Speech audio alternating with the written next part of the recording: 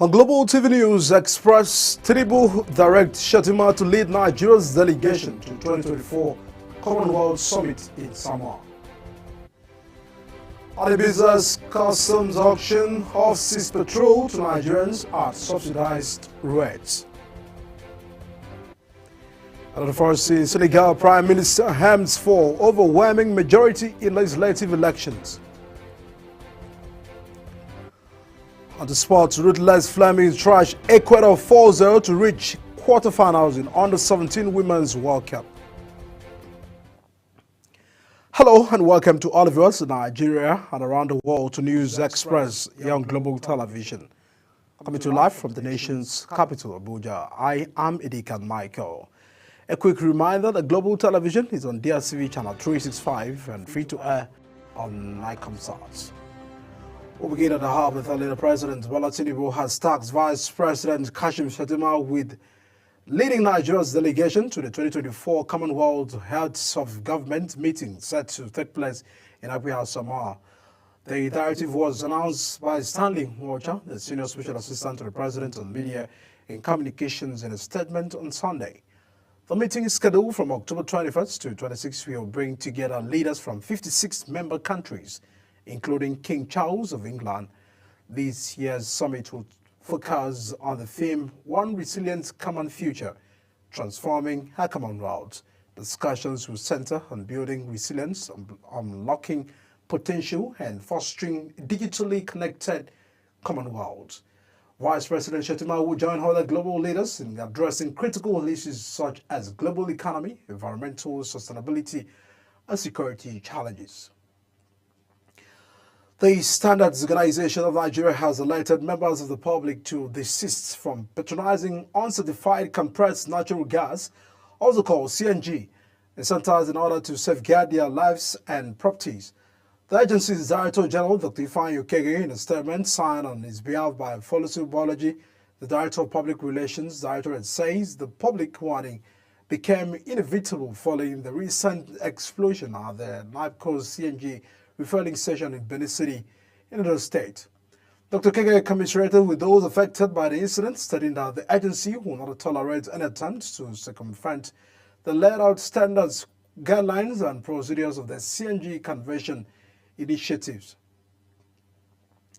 And away from that, the Nigerian Electricity Regulatory Commission says discussions are ongoing to transfer the management of the national grid to independent system operator in line with the provisions of the Electricity Act 2023 to engender more discipline in grid management.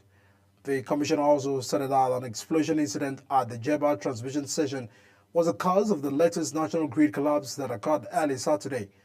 The Nigerian Electricity Regulatory Commission noted that efforts to restore supply have progressed significantly, with power restored in 33 states and the Federal Capital Territory as of 1 p.m. on Saturday. Nigeria's First Lady, Senator Oluremi Tinubu, has joined family, friends, and well-wishers to celebrate former head of state, General Yakubu Gowon, retired at 90. The First Lady says General Gowon's life of simplicity, humility, grace, dignity, and patriotism to the nation offers hope on the future of the country. The wife of the president spoke at a special Thanksgiving service to mark the 90th birthday of the former head of state at the National Christian Center, Abuja, where dignitaries including the former president Olusegun Obasanjo, Goodluck Ebele Jonathan, and the former vice president Professor Yemi Osinbajo, among others, converged to honor the elder statesman.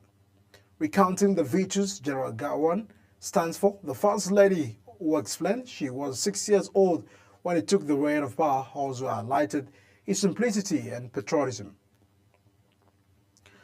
And now the National Chairman of Progressive Congress, Dr. Abdullahi Ganduje, has paid a courtesy visit to Jigawa State Governor Umar Namadi over the death of more than 100 people as a result of tanker explosion.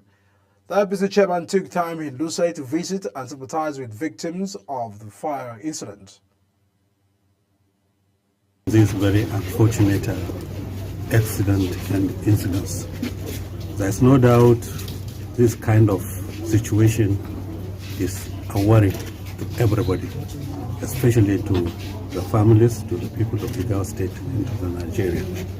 We are here in the hospital in order to see those who are suffering from injuries. And luckily enough and happily enough, the government of Jigawa State is doing everything to take care of those who are suffering from various injuries. This is very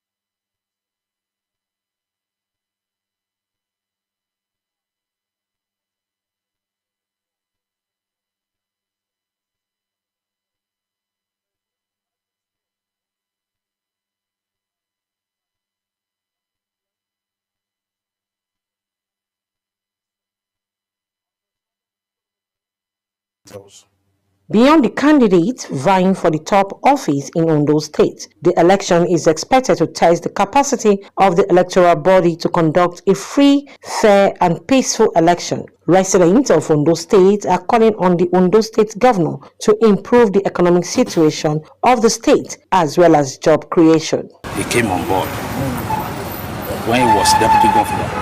That is also because of how they neglected him. That is why we have sympathy for him. All of us are not APC members, yes, so but now everybody now, at least in Ondo State now, 90% now are APC. Because we have sympathy for him, everybody want to work for him. We want to work for APC this time. But we want APC to do more as regards the hardship that's on ground now. We want APC to buckle up their belts and work very hard to make sure things easy for the people of Nigeria and especially in the state. Remain the same because they are still the people in power before the governorship stuff was now given to him. So we are not looking forward to anything different from what we had started already. So I believe he will still do well. He will still do well. The poor, to help the younger ones that they are looking for a job, at least the little they give them to help their family. That is it.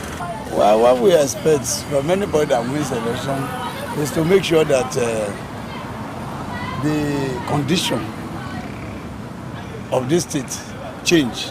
Like, you know, people are crying, there's no food, there's no money. So if they can change the situation, then everybody will be okay. So far in Akure, the capital of Ondo State, the atmosphere is peaceful as people are going about their normal businesses. Residents of the state expect Governor Lucky Aiyedatiwa to improve the economic situation of the state. From Akure, Ondo State capital, Kike Lomo Okere, Global Television News.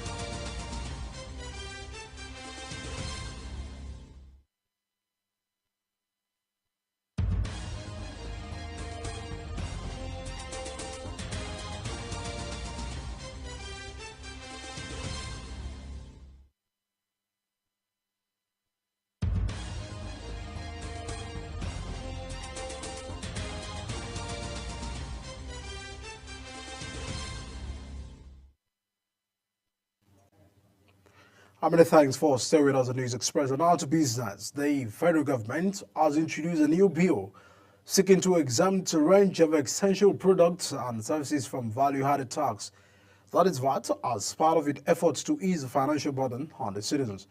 The bill, titled A Bill for an Act of Repeal Certain Acts on Taxation and Consolidate the Legal Frameworks Relating to Taxation and enact the Nigerian Tax Act to provide for taxation of income, transactions, and instruments and related matters, is already forming public discourse. The VAT exemption list includes baby products, locally manufactured sanitary towels, the pads, and the tampons in a bid to make these items more accessible. The bill documented listed the items exempted for the value-added tax imposed to include baby products and locally manufactured sanitary pads, among others. And now the Nigeria Customs Service has disclosed it is selling seized petrol from smugglers in northern part of the country at a subsidized price. In a statement signed by the acting public relations officer, Katsina Command Assistant Superintendent of Customs Issa Bello, the service noted that under its operation, the wheel it seized up to 12,000 liters of PMS across the Katsina, Kano, and Jigawa axes, which were being smuggled to neighboring countries. The Comptroller Housing Coordinator of the operations, the Wheel disclosed that the Comptroller General of Customs, Adewale Adeneyi, approved the auction of seized petrol to citizens at a subsidized rate as strategic measures to alleviate the nation's economic challenges. Ajibere further urged Nigerians, particularly those living in border areas, to support the operation by staying vigilant and collaborating with customs officers in the fight against fuel smuggling and other illicit activities. On the world of business, the federal government says it is discussing with the World Bank the possibility of securing a $500 million loan to support basic education. The loan is part of the World Bank's hope for quality and basic education for all initiative, which helps to provide improved learning outcomes and address the challenges of out-of-school children. Expected to receive formal approval by March 2025, the project is a key component of Nigeria's effort to reform its struggling education sector. The federal government has declared that the electricity distribution companies must replace any meter phase out due to a meter upgrade. It declared this through the Nigerian Electricity Regulatory Commission and clarified that though there is no directive to phase out Unicell meters, it's claimed they will soon be out of operation due to an upgrade in the technology and users will not be able to vend. The Commission noted that any meter currently being replaced by discos must be substituted to ensure no disruption to customers' metering needs. The federal government's plans to reduce the price of food commodities through the implementation of a 0% duty and exemption from value-added tax in selected basic food items are increasingly becoming difficult to achieve. The challenge is underscored by an alarming increase in the average price of imported food items, which rose to 8.3 price point index in September 2024, reflecting the broader economic measures. On July 8, 2024, the federal government announced a 150-day duty-free import window for food commodities to ensure a reduction in food inflation in Nigeria. About the business, the federal government has approved the disbursement of 12.911 billion naira to some parastatals under the Federal Ministry of Health. The parastatals are the National Health Insurance Authority, the National Primary Health Care Development Agency, the Nigerian Center for Disease Control and Prevention, and the National Emergency Medical Service and Ambulance System. The amount was approved at the 8th meeting of the Ministerial Oversight Committee of the Basic Healthcare Provision Fund in Abuja. The committee said that the fund was disbursed for the fourth quarter of 2024 based on the current BHSB guidelines. And now to foreign scene, the Senegalese Prime Minister Ousmane Sonko is calling on voters to give his Pastef party an overwhelming majority in the West African nation's November 17 legislative election to realize he and the president's plans to transform the state. The Prime Minister told reporters at the elections rally in the capital that the president's fire needs the electoral victory if he's to implement his policies.